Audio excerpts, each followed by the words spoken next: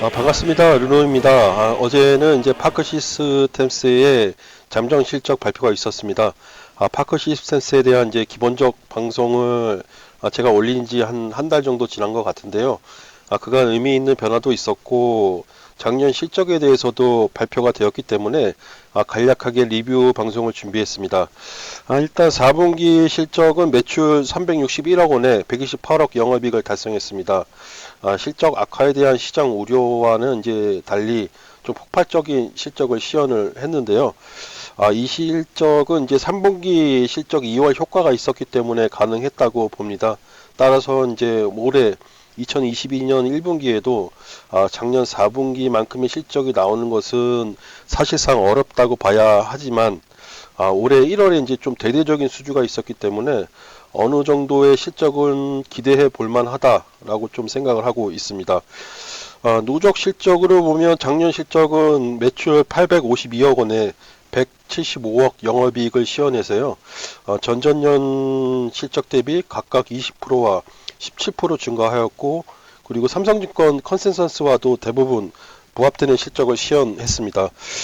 이에 따라서 한마디로 파커 시스템스의 매출과 이익은 작년에도 계속해서 성장했다고 평가할 수 있습니다.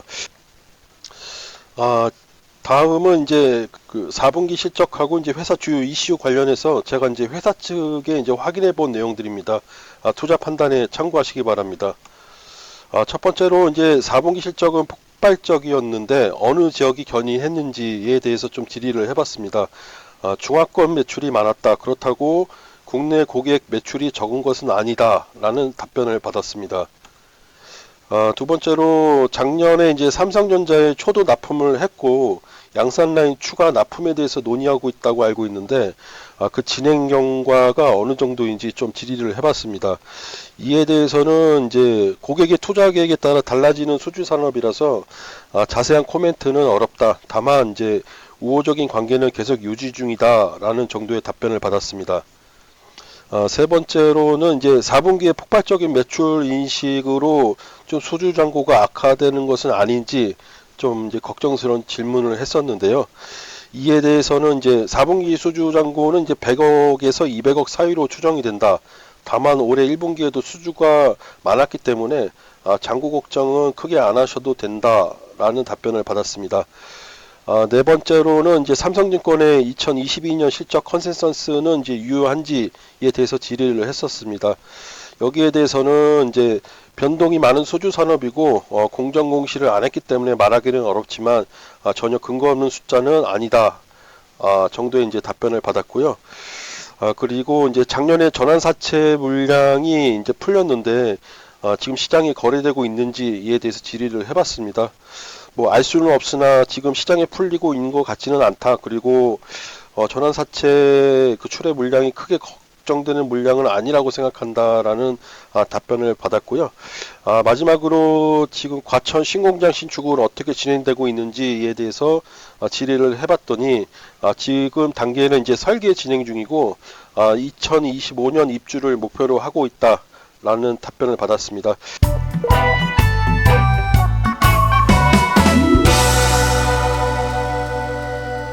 최근에 이제 파크 시스템의 가장 큰 변화라고 한다면은 이제 테스트 공정에만 국한되었던 AFM이 다양한 어플리케이션 개발로 전 공정에도 적용이 되고 반도체뿐만 아니라 디스플레이 등 다양한 산업군에도 적용이 되면서 회사에서도 대외 홍보에 열을 올리고 있다는 것입니다.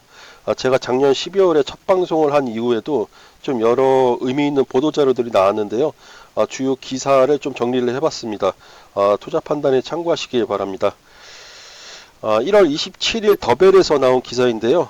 최근 반도체 비메모리 투자가 확대되고 공정의 선단이 미세화됨에 따라 1월에 이미 10대가량 글로벌 고객사 향 AFM 제품 공급 계약이 확정되었다. 1월에 비수기에도 이례적으로 200억 원 이상의 수주 잔고를 확보하고 있다. 파커 시스템스는 이제 2020년 하반기에 삼성 디스플레이의 AFM 장비를 납품한 뒤 최근 이제 LG 디스플레이 향 공급 계약을 체결하면서 시장 확대에 성공했다. 이런 기사를 발췌할 수 있었습니다. 뭐 매우 긍정적인 뉴스가 아닐 수 없을 것입니다.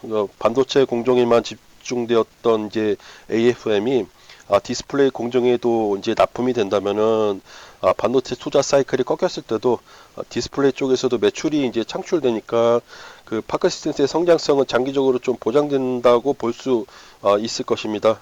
작년까지만 해도 그 삼성 디스플레이의 AFM 납품이 되었을 때 과연 이제 디스플레이에도 계속 확장될 수 있을까 좀 저는 긴가민가 했었는데 디스플레이 업계의 대들보 LG 디스플레이에서도 AFM을 채택했다는 것은 상당히 좀 고무적인 결과라고 볼 수 있습니다. 비록 지금 이제 디스플레이 산업이 투자 사이클로 이제 진입하고 못하고 있지만은 제가 볼 때는 이제 향후 1년 안에 다시 투자 사이클로 진입할 것이고 이때 파크 시스템스의 이제 AFM 실적을 기대해봐도 되리라 저는 그렇게 생각을 좀 합니다. 그리고 2월 3일에 이제 더벨에서 나온 기사입니다. 경쟁사 대비 이제 기술 격차가 확인된 만큼 올해 독보적인 원천 기술 토대로 글로벌 탑티어 AFM 제조사로서 지위를 다지겠다. 이런 기사인데요. 뭐 의역을 하자면 여기서 경쟁사는 미국의 브루커를 의미하는 것 같습니다. 뭐 경쟁사보다 기술력에서 앞서고 있다는 회사 측 발언은 이제 작년 하반기부터 나왔는데요. 뭐 최근 이제 올해도 나오는 것을 보면은 이제 자신감을 넘어서 이제 업계에서 사실화되고 있는 것은 아닌지 좀 추측을 해봅니다.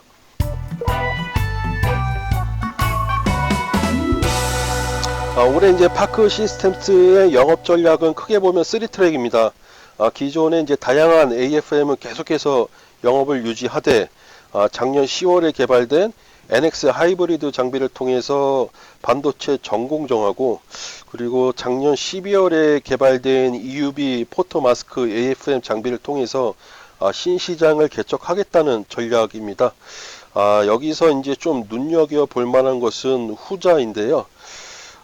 지금 뭐 초미세 반도체 나노와 관련해서 가장 핫 이슈는 EUV 공정 ASML이라는 것은 누구도 부정할 수 없습니다.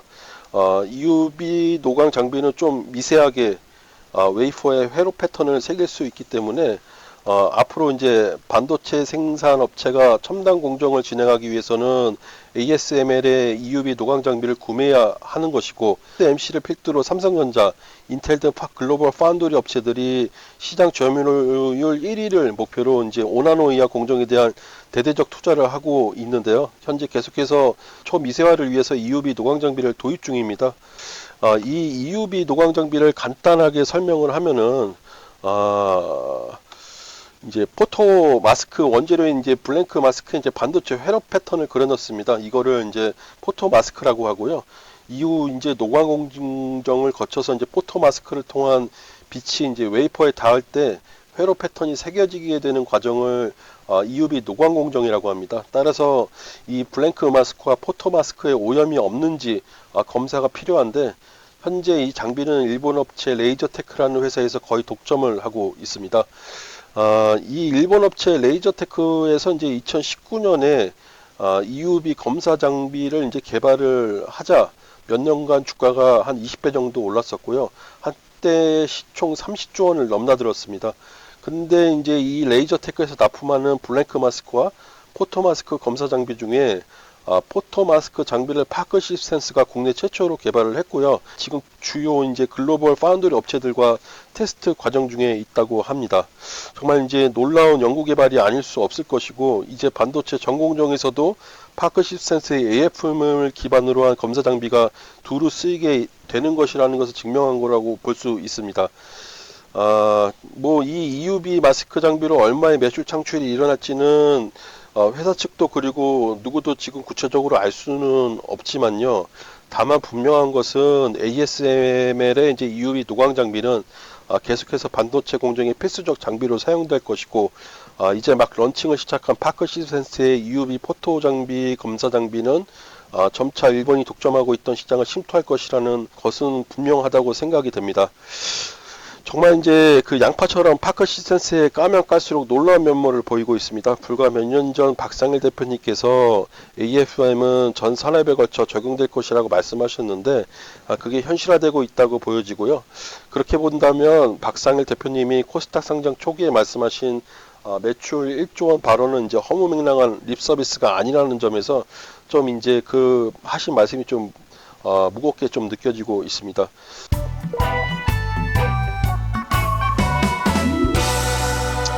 그런데 왜 주가는 안 오르는 것일까? 뭐 두 가지 이유 중에 하나겠죠. 뭐 이미 올랐거나 아니면 아직 안 올랐거나, 뭐 이미 올랐다고 보면 팔면 되는 것이고 아직 안 올랐다고 생각하면 홀딩하면 되는 것입니다. 뭐 파크시센스가 이미 오른 가격이 아니냐고 반문하는 분들에게는 이제 제가 지난번에 올린 영상을 참조하라 좀 말씀드리고 싶고요. 뭐 아직 안 올랐다고 생각하시는 분들에게 드리고 싶은 말씀은, 이 장기 차트를 열어놓고 보면은 결국 회사의 가치는 실적과 펀더멘탈에 수렴되는 것을 알 수 있지만, 뭐 다만 그 과정 중에 이런저런 대외 이슈로 때려맞아 등락을 거듭할 수 있습니다. 본인의 투자 근거가 변동되지 않았다면은 회사를 믿고 기다리라는 말씀을 좀 드리고 싶습니다. 뭐 단기 움직임에 대해서는 그 누구도 예측할 수 없습니다. 다만 장기적으로 확률적으로 이제 회사의 가치와 주가는 이제 수렴될 가능성이 높다는 것이고, 결국 파는 시점에 수익이 나면은 성공 투자인 셈 아니겠습니까? 뭐 오늘도 2월 10일 코스닥 지수가 1.6% 이상 무너지면서 파크시스템스는 힘없이 하락하는 모습을 보이고 있습니다. 뭐 하지만 이제 투기가 아닌 투자라면은 회사의 청사진이 계속 실현되고 있으니 힘들더라도 좀 수익이 날 때까지 묵묵히 기다리시라는 말씀을 드리고 싶습니다. 참 어려운 장세입니다. 최대 실적을 달성해도 하루짜리 이슈로 끝나버리는 비상식적이고 나약한 우리 시장에 투자하시는 시청자 여러분들께 존경과 그리고 권투를 빌어봅니다. 뭐 주주분들하고 회사의 잘못은 없다고 생각을 합니다. 뭐 빈약한 허약한 우리나라 시장이 가장 큰 문제입니다. 부족한 영상을 시청해 주셔서 대단히 감사드립니다. 이상으로 오늘 방송을 마치겠습니다.